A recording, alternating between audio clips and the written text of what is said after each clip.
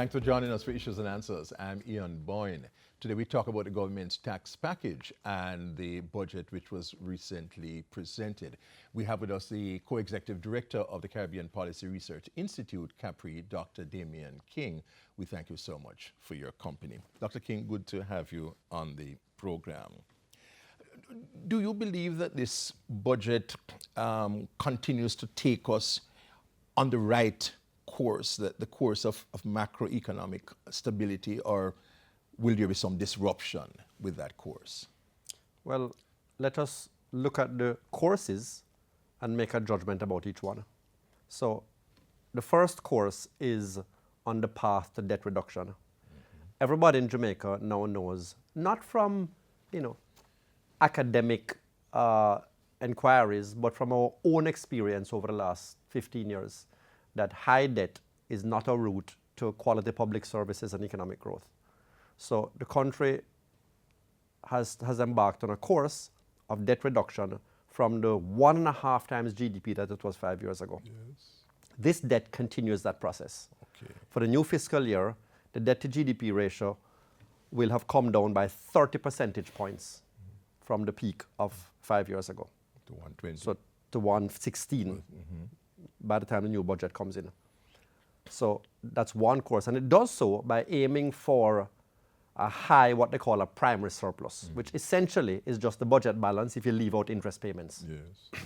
So 7%. So the first thing you want to know is it going to hit that target and continue debt reduction? And the answer is yes. So that's one course. That is clearly the right course. The other course it's on, which is more controversial, is the shift in who is paying for the budget. And there are essentially two ways to pay for a budget. You either tax people directly as they earn the income, or you tax them indirectly when they spend it. How do we decide which of those two to do? Well, the advantage of taxing people when they spend it is that all the people who are not on PAYE, who are not forced to pay taxes automatically because their companies deduct it, all the people who are self-employed and own account and have small businesses and are freelancers and hustlers that earn enough money to owe income taxes and don't pay it, taxing consumption captures all of those people. That's the advantage. The disadvantage is that you end up taxing people who have such low incomes that they really ought not to be paying taxes in any case. And they end up paying it because you're taxing the consumption goods. So the shift from taxing income to taxing consumption is one of the directions that the budgets are moving in. It started last year. It continues this year.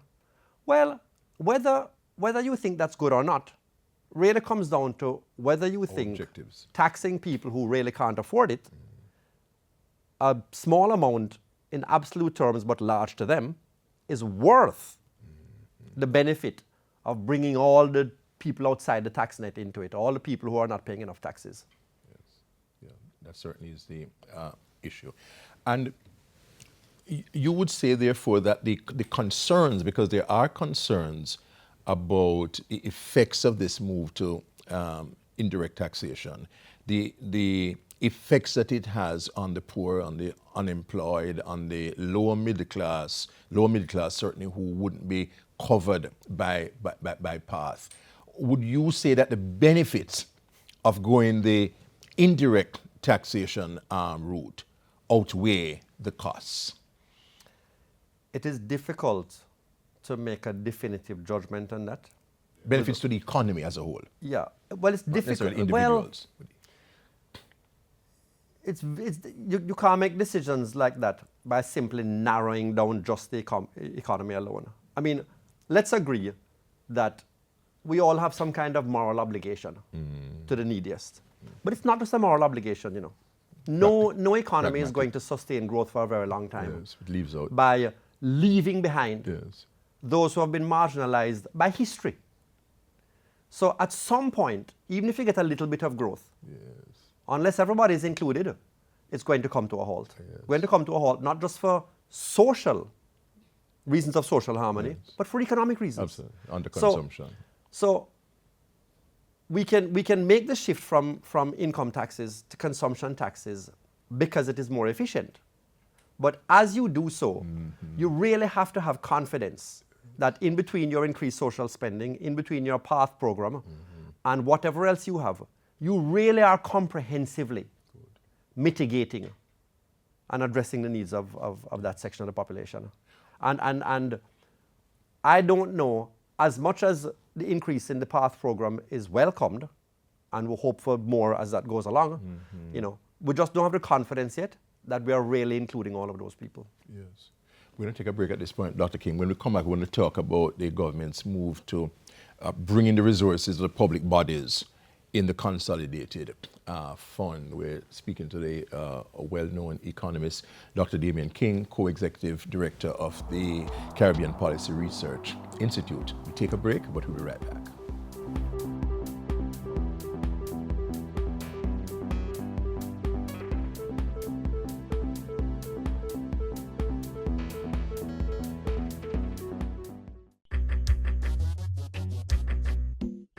Nutritious food, succulent dishes, superior workmanship, and excellent service.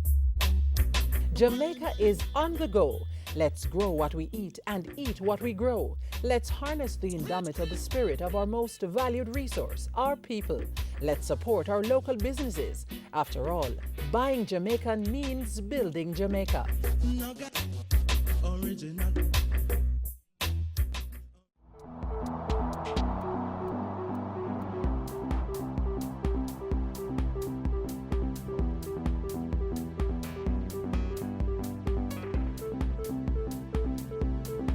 Welcome back. We're speaking to Dr. Damian King, co-executive director of Capri. Dr. King, the matter of moving the resources of our public bodies to a central fund rather than keeping those funds within the bodies themselves. What is your take on that? Well, here are the considerations. When you have a country in which fiscal resources have been tight, everybody who has a public service to deliver wants to carve out funds for themselves so that their particular obligation is adequately funded. That sort of makes sense from the point of view of each of the individual units and organizations and agencies. And fiscal resources have been tight in Jamaica for a long time. So over time, we end up creating a lot of special purpose funds. Taxation that is earmarked for a particular purpose, like JIS, like the Tourism Enhancement Fund, like the NHT. Yes. The problem with doing that, while it guarantees funds for all of these purposes, the problem is that it doesn't allow a government at any point in time to weigh on equal terms competing demands for its expenditure because it doesn't have access to the total pool of funds. So how do you weigh the need for drugs at the Kingston Public Hospital against a legitimate need to keep the verges tidy on some highway that tourists and residents on the North Coast drive on? Yes. It's a legitimate need, but you have at some point to be able to weigh those two against each other. And so while we understand why funds were separated, there's an argument for pooling them. And isn't there a connection also between our pooling them and the creation of the public debt? Hasn't historically one of the reasons for the creation of the public debt been the fact that some of these public bodies themselves have run up huge deficits? Well, and then the central government has to come in and bail them out. Well, whatever the argument for separated funding, it's an inefficient way of managing your funds when you have tight resources.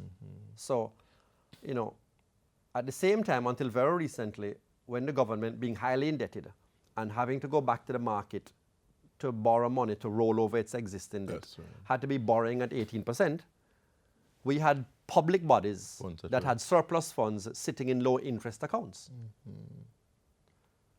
So the government could have used those funds rather than borrowing high cost funds. Yes. Yeah.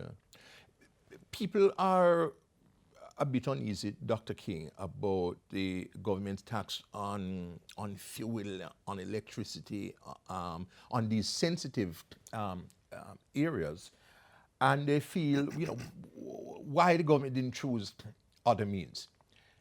But an argument might be made that the certainty of the collection from these areas is a strong argument for going there rather than going to some areas where the elasticity of demand is different. The effectiveness consideration, the efficiency consideration is powerful in a country where it's difficult to collect taxes. And let's use the petrol tax as an example. Yes. And compare it to, say, the income tax. Mm-hmm. The labor force is 1.3 million persons. Many of those people have more than one source of income. So what you're really talking about is something like nearly 2 million points of collection. Mm-hmm. Even though a lot of them would fall below the income tax threshold, the government still needs to have the information on them to know that their income is below the threshold. Now compare 2 million points of collection to the petrol tax. The petrol tax has 1 point of collection, and that's Petrojam. And I'm sure it is the obligation of Petrojam's courier to send a check to the government. So the cost of collecting that tax is effectively zero. And it is nearly impossible to evade. Everybody relies on transportation in some form. Whether you roll up in Hummer that drinks gas, or you ride a bicycle and buy a loaf of bread, and there's a tiny bit of it in the loaf of bread. So in a country where there's so much informal activity and so much hustling and it's so difficult to collect taxes, there's a huge efficiency argument to things like the petrol tax, to things like the GCT on electricity, and that has some, that has some importance. Mm-hmm. So in terms of the certainty of collection, you would say that is the way to go if you don't want to be missing your projections as a finance minister? Well, as we mentioned earlier, the equity consideration is equally important in a society like Jamaica. So the guidance that comes from this is that if you're going to go in that direction, you have to make sure that you're dealing with the equity concerns somewhere else in your budget. And the better way to do it is on the expenditure side, where it can be targeted. Yes, so as in a part program. I mean, if you don't tax petrol, you're literally, adequately, you're literally giving a benefit to the wealthiest who drive the biggest vehicles and therefore enjoy most of that benefit. Whereas, there's nobody who lives in Cherry Gardens who's on the PATH program. Yes. However much you can complain about the targeting at the margins, nobody in Cherry Gardens is on it. Yes. Whereas when you do it on the tax side and you give, GCT exemptions, then lots of people who live in Cherry Gardens are going to get that benefit. So the way in which the government is moving in terms of taxation, you would say, is a more equitable way. Well, no. I'm saying it's a more efficient way. Efficient way.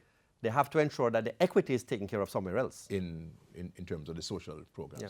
Always interested in talking with you. Dr. Damian King is Co-Executive Director of the Caribbean Policy Research Institute, CAPRI. We thank you for your company. Until next week, Ian Bourne wishing you a very pleasant day.